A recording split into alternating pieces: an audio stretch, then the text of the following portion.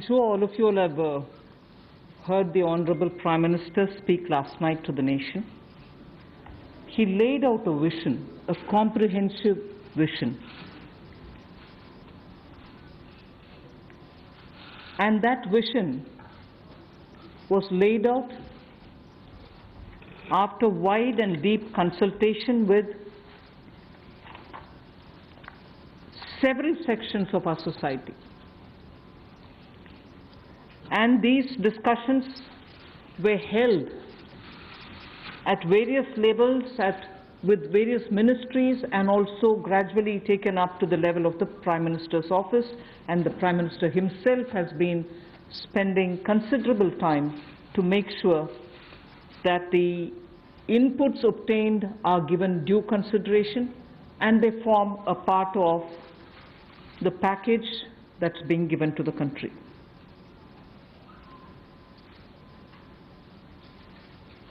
Essentially, this is to spur growth and to build a very self-reliant India. And that's where this whole initiative is called as Atmanirbhar Bharat Abhiyan.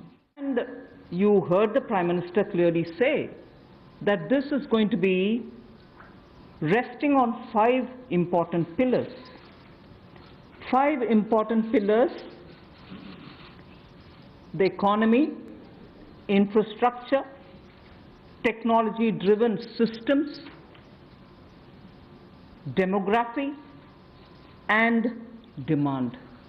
So if these are the 5 pillars on which we are trying to build Atmanirbhar Bharat, the focus obviously will be what can be defined as the factors of production in today's language. Factors of production, all of us know that we've been hearing it: land, labor, capital, and enterprise. Today we recast it, say it the same way, but then essentially referring to the very same factors of production, but in this Atmanirbhar Bharat, our focus therefore would be on those factors of production which are land, labor, liquidity, and law.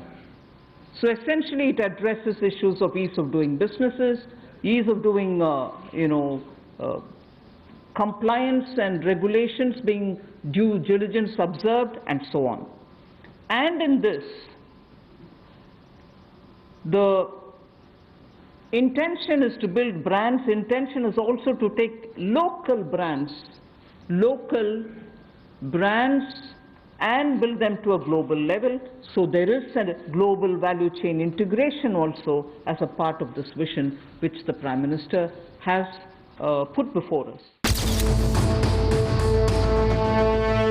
Where to talk about the poor, we had the DBT-based reforms, based on which today, as we look at the migrants, look at the poor, look at the lockdown in their lives and the impact it has made in their lives, the DBT enabled us to directly put money into their accounts, and they didn't even have to go to the bank to collect it. The bank mitras were able to come and deliver the money, and therefore that reform, based on Jan Dhan accounts, based on Aadhaar, and based on mobile technology, has brought a revolution in this country, which many countries do recall now, and many of them are not able to do it, although India is able to do it. So for the poor, the DBT, the micro-insurance schemes, PM Awas Yojana, Ujjwala Yojana, again something which has made it possible for people to have free cooking gas in the last 3 months. It wouldn't have been possible to reach out to the poor to have their cooking gas given unless the Ujjwala scheme was so successfully implemented. Swachh Bharat Abhiyan and Ayushman Bharat. And therefore for the poor, during the last tenure, the several schemes which benefited were all reform driven. If I were to talk about agriculture in the same spirit, PM Fasal Bima Yojana, PM Kisan Yojana, which again has come off handy, that we were able to front load the money to the Kisan during this lockdown. Otherwise, it wouldn't have been possible. Creating new fisheries department, Krishi Sinchai Yojana, were all aimed at bringing reform in agriculture. Similarly, talking of business and also trying to bring in better business environment. PSB cleanups happen, public sector banks cleanup, after a heavy load of phone banking resulting in NPAs. Public sector banks recapitalization, FDI liberalization, ease of doing business reforms, which were taken down to the third level of administration governance, IBC reforms, GST reforms, and today, because of the GST reforms, you're able to see what impact lockdown is having on small and medium businesses. And finally, reforms in other areas, very quickly to recall. National Highway Authority, the TOT plans, the airport privatizations, power sector reforms, which resulted in India becoming a power surplus country from shortages always. 175 gigawatts of solar targets out of 86 gigawatt has already been achieved out of that number. And cleaning up of the coal mine sector. These are all things which I would want to recall here before we talk about what we are offering in the Atmanirbhar Bharat. This is the foundation. This is the credential with which the Prime Minister has always been on the side of reform, reform for better living in this country, ease of living in this country. You're speaking with a sensitive, a responsive, and a government which believes in consultation. So then after that, the budget of February 2020 was presented, but soon after came Corona. And after the Parliament session was concluded, within hours of the announcement of the lockdown, the PM Garib Kalyan package was announced, about which Amos has briefly referred. The numbers are something which are worth recalling here because we are going to have to build on that. 52,606 crores into DBT account of 41 crore bank account holders, the Jan Dhan account holders. 18,000 crore worth grain and pulse transfers happened, in which 48 lakh metric tons of wheat and rice have been distributed, costing 69 crores. To 69 crore account ration card holders. 71,738 metric tons of pulses have been distributed to 6.25 crore card holders. Aside from this, non-card holders have also been distributed grains. And I mentioned a minute ago about the Ujjwala scheme, which helps distribution of free cylinders. Divyang and old age pensioners have all been also given assistance. So after the lockdown, within a couple of hours, meaning within a day or two, we came with that announcement of the Garib Kalyan package. With that, there was also a compliance and also due diligence related deadline dates which were postponed so that ease of compliance could come in.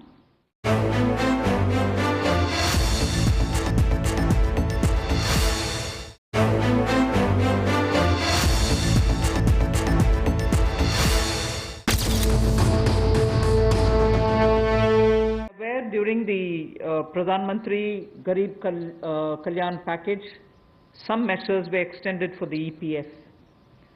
In that, we had said units which have 100 workers, 90% of whom are earning less than 15,000 rupees, will be able to draw from their EPF from the funds because they needed money in their hands. We have now, and for the 3 months, the payment of EPF also was given relaxation. What I would now like to say before you is liquidity relief is being given for all EPF establishments. In this, 12% which is paid by the employer and 12% by the employee contribution. We extend the support which Government of India gave for another 3 months. We had given it for March, April and May up to May 2020. The payments were made into their eligible accounts by Government of India for March, April and May. Nearly 3.6 lakh establishments benefited from this. Liquidity relief of 2,500 crores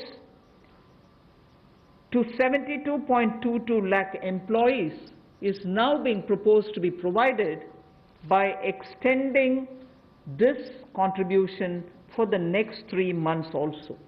June, July and August 2020, the EPF contribution will be paid by Government of India, and this shall provide 2,500 crore liquidity support. So what was given earlier for March, April and May is now being extended for another 3 months, which will be June, July and August, and therefore we shall be infusing 2,500 crore liquidity, and 72.22 lakh employees will benefit from it. To provide more take-home salary for the employees, and also to give relief to employers in the payment of PF for those which have not been covered under the earlier description, which is if you have 100 employees, 90% of whom are drawing less than 15,000, we announced a scheme earlier, which I'm extending for another 3 months. That's what was announced a minute ago. The second one in EPF now is the statutory PF contribution for those who are not covered in the earlier one is being reduced from 12% to 10%. So for the next 3 months, employers need to pay only 10% and not 12%, so that they will have some more money in their hands. However, for the central public sector enterprises and for state PSUs, we will continue to pay 12%. So this reduction is not for the government. However, government employees government employer still pays 12%. But employees in these public sector undertakings will be given the advantage of paying only 10%. So a liquidity relief of 6,750 crores for both the employee and employer will be available for the next 3 months.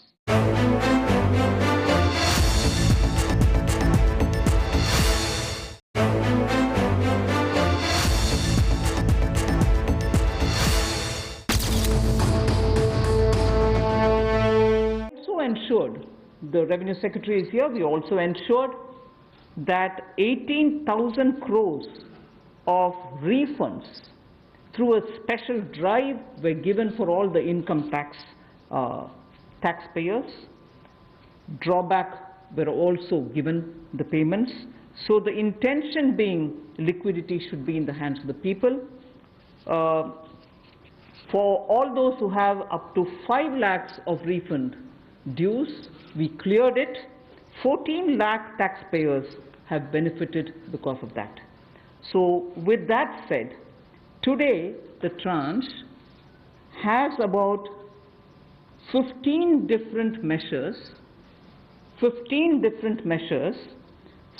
of which pertain to the micro, small and medium enterprises. कुटीर लघु उद्योग के लिए 6 ऐसे कदम हम उठाएंगे. 2 relate to the Employees Provident Fund. 2 relate to the NBFCs, Housing Finance Corporations and the MFIs, microfinance institutions. 1 relates to DISCOMs, 1 relates to contractors, 1 relates to real estate, and 3 are tax measures that we have taken. So I'll get into the detail of today's tranche of announcements. I said there are 6 major steps for the MSMEs. The first one, There is a collateral-free automatic loan for MSMEs which is being provided. This will give facility up to 3 lakh crores. 25 crore outstanding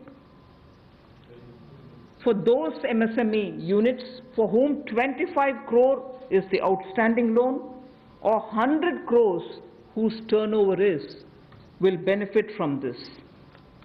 These loans will have a 4-year tenure and there will be a moratorium given for 12 months.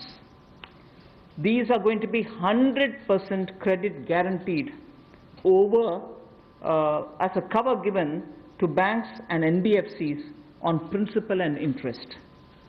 So this is going to be available till 31st October 2020. There are no guarantee fees, no fresh collaterals required. So I guess this will benefit 45 lakh units so that they can resume their business activity and also safeguard jobs, which is about a 20,000 crore subordinate debt proposition which we are bringing. If the earlier one, which was just now explained by the MOS, was for standard MSMEs who, because of lockdown, couldn't move forward because they didn't have money, they didn't have cash coming in. So for buying raw materials or paying the wages, if they had a problem, you had that emergency credit line which we spoke about just a minute ago. Now I come to talking about subordinate debt through which we want to infuse about 20,000 crores. These are meant for stressed MSMEs. So if you're providing for the standard, you're now providing for the stressed MSMEs. Now the stressed MSMEs do have a problem of equity. So for them, through a subordinate debt provision, we want to provide about 20,000 crore liquidity. 2 lakh MSMEs are likely to benefit from this. The functioning of the MSMEs which are NPA or are stressed, all of them will be eligible. For this subordinate debt-based scheme, NPAs or stressed MSMEs will all be eligible for this. The government will be providing about a 4,000 crore as its contribution to the MSE, the Credit Guarantee Trust, and they will be then able to provide the partial credit guarantee support to the banks, as a result of which stressed and NPA MSMEs will immediately benefit. Created for infusing about 50,000 crore as equity into the MSMEs. This will benefit those MSMEs who have the potential and who are viable. So we spoke about those who are standard, we spoke about those who are NPAs and stressed. Now I'm talking about MSMEs who may be doing viable business and who need hand-holding because of the situation thanks to the COVID. So this fund of fund, with a corpus of 10,000 crores, through mother fund and daughter fund framework, will be able to provide the growth potential MSMEs greater support, and this we think will help MSMEs to expand their capacities, and this will also encourage them eventually to get listed in the markets which they can choose. A long time about the definition of MSMEs.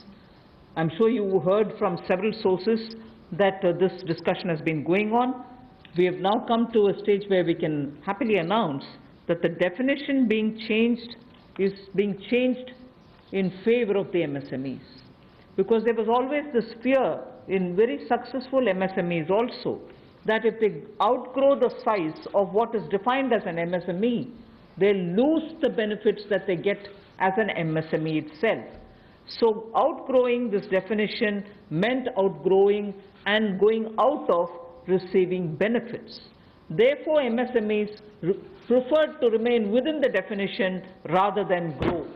Now what we are coming with is a change in the definition of MSME so that they need not worry about growing in size.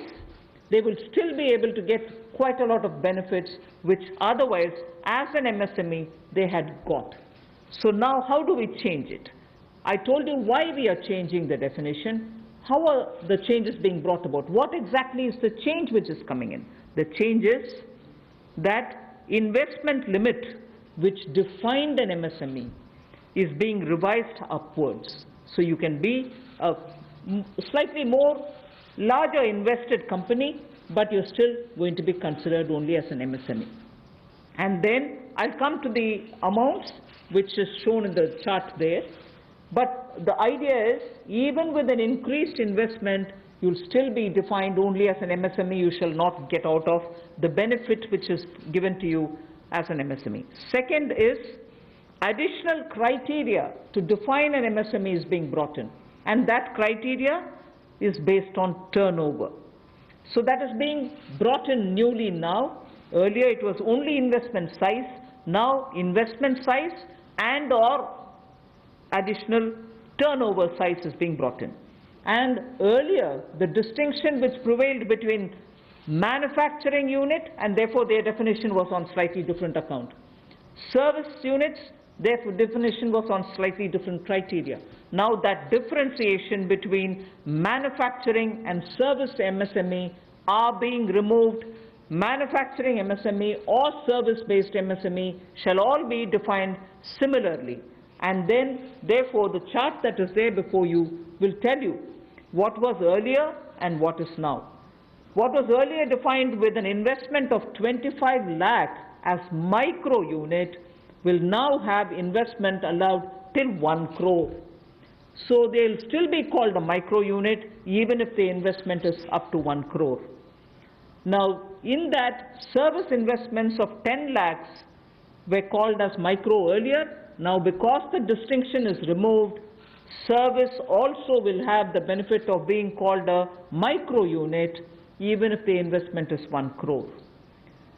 Over and above it, I did say that in addition to investment as a definitional criteria, we are bringing in the criteria of turnover also. So now your investment can be up to 1 crore and your turnover can be up to 5 crore. You shall be called as micro. This or that. Your investment can be 1 crore and your turnover can be 5 crore, up to 5 crore, you will be micro enterprise. And so on. So small will be up to 5 crore, manufacturing enterprise. Services was up to 2 crore. Now the definition is changed to 10 crores and 50 crores. Investment and turnover.